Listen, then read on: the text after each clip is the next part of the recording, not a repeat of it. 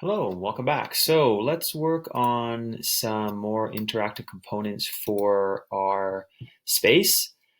So what I want to do is I basically want it so let's say this is my narrator here. I want him to talk about what these objects are. I want him to walk over to the object and speak about it, or walk over and the object talks. So to do that, I'm going to first of all just click on my character, which is that guy there. I'm just going to click play to see what my camera looks like. Okay, so my camera is there. So I'm going to actually move my camera over this way a bit. So when I click play, it's actually focused on my character. And I'm also going to bring my camera up. Now, your camera can be a fixed camera, or you can walk around with your camera. So I'm going to right click my camera. I'm going to click on camera, and I'm going to make mine what's called a fixed position. That way it doesn't move. The only thing they can do, if I click play, is I can move my camera left to right, but I can't walk around, which you might want to do for your scene. Okay, so my camera's set up. Now my character here, I'm going to right click him, and I'm going to click on code. I'm going to make sure my use in code blocks is turned on there. So I want to make sure that's turned on so I can code my character, and I'm going to get him to, let's say, talk about the fox. So obviously in your scene, you're going to have different elements, different pieces in your scene. So it's a good idea to have the ability for it to be interactive. So your character is going to walk over and speak about your different elements. So my fox here, I'm just going to right click on it too. I'm going to click on code, and I'm going to turn my using code blocks on. And these, the reason we did that essentially is to allow you to code your characters to move around. So I am going to now go down to the bottom, and you'll notice there's my library down there. So I'm just going to click on environment to open it up, and I'm going to click on library here. And under my library, if I click it, it's taking a little while to load. Oh, mine sort of fizzled out there. There it is. Okay, there's a camera icon special icon right here. And if you click on that, you'll notice you have three options. And these are your paths that you can get your character to walk on. I'm going to choose the simplest one. So I'm going to pull this out. I'm going to place it down in front of my character. And I don't know, I'm just going to zoom in using my mouse scroll wheel. I don't know which direction. There it is. There's the arrow. So these arrows are pointing in this direction. So I believe I'm going to have to kind of grab this node and flip this around and grab this little blue node here and pull it back so my character walks from this point to that point. One thing that's very handy here is if I right click this line, you'll notice there is a little part called path. If I click on path, I can make it bigger so it's easier for me to grab it. That's kind of important actually. All right, so we're going to click on code, and this is automatically in code. The name of this is straight path. So I want my character to walk from here to here and talk about the fox, let's say. So to do that, I'm just going to pull out a little bit so you can see my scene a bit better. There's a code icon up in the corner. You're going to left click the code icon, and you're going to use code blocks, not script, code blocks. So I'm going to click that. And once I am inside the coding environment, the first thing I'm going to do is I want my character to talk when he is clicked. So I'm going to have it so my character is going to say something.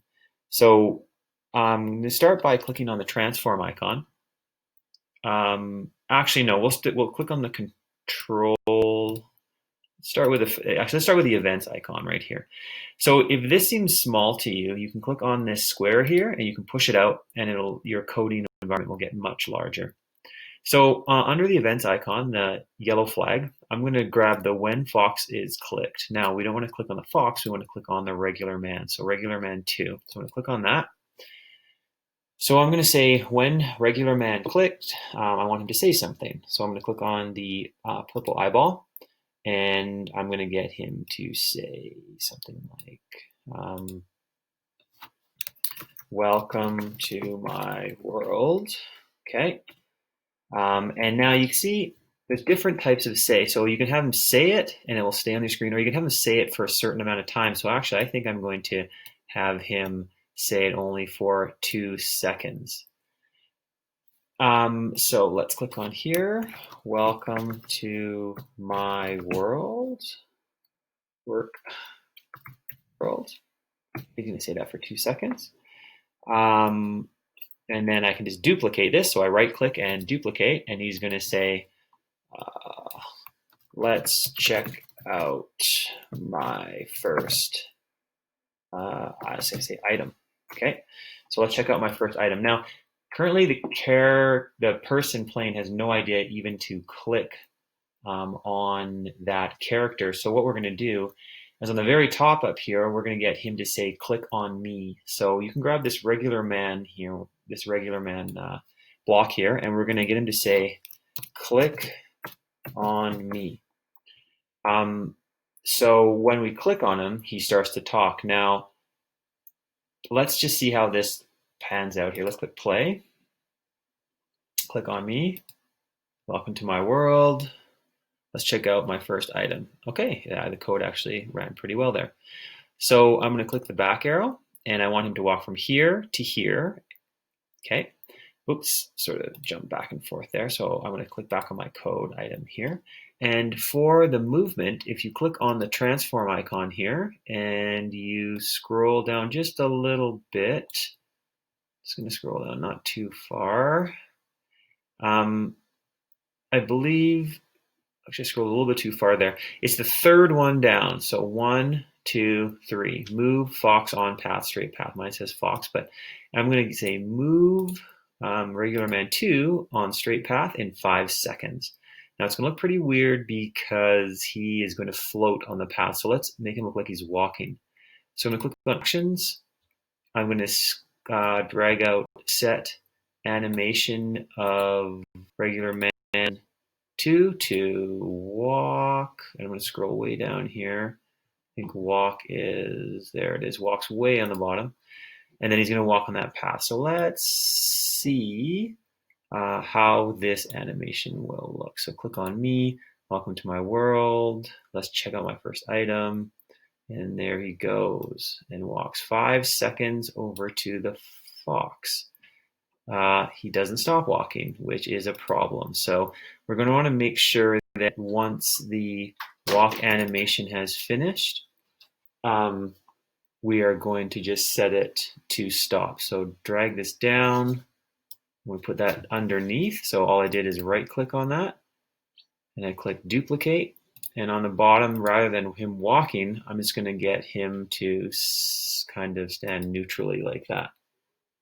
So let's try that out again. So if I click play, click on me, he talks. Let's check out my first item, and then walks over to the fox, and then just stops. Okay, so one other thing, when he is talking, oops, I jumped way out. When he is talking, he is not moving his mouth. So we'll click on code here, and I am going to click on the little box here. I'm going to click on actions, and I'm going to set the animation right here where it says, when I click on him, I'm going to set the animation of regular man to, let's see here, confused, I think, talk, neutral. So there we go. So when I click on him, he starts talking. Now again, he might, oh, he stopped talking, that's good. And then he walks over to the fox. Perfect.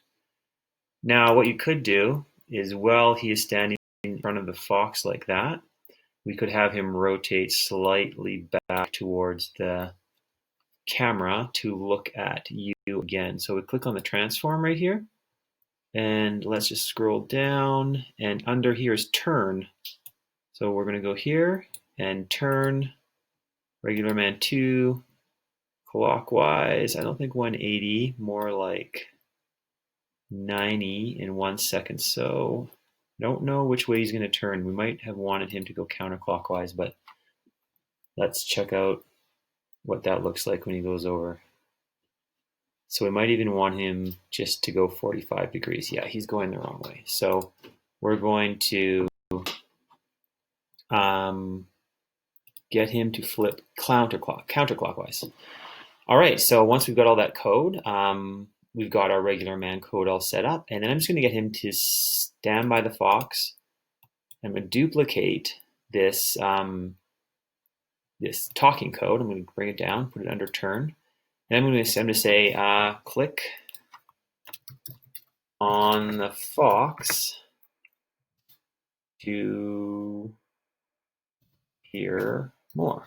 All right, so that code's done. So I've got my regular man is click code all finished, and then now what I can do is I can embed code inside code. So I click on him. I have all this code running here. And now what I can do is inside this code, once it's all run, then I click on events again. I'm going to pull up the when fox is clicked, and you can see that's now inside this code.